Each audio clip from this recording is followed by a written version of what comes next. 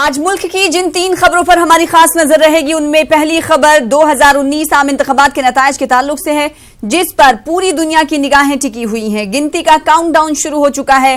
कल पता चल जाएगा कि अब की बार किसकी सरकार होगी। दूसरी खबर इलेक्शन कमीशन से जुड़ी है। आज इलेक्शन कमीशन की मीटिंग है। अपोजिशन की मांग के सिलसिले में गौर खौज किया जाएगा। तीसरी और सबसे अहम खबर कुलगाम इनकाउंटर के सिलसिले में है, जिसमें 2 मिलिटेंट ढेर किए गए हैं। गुजरात के आनंद में सड़क हादसे में 10 अफराद हलाक हुए हैं, जबकि 12 अफराद शदीद तौर पर जख्मी हुए हैं। तमाम जख्मी अस्पताल में जेर इलाज हैं। बताया जा रहा है कि यह हादसा टेम्पो और ट्रेलर के तसादुम से हुआ।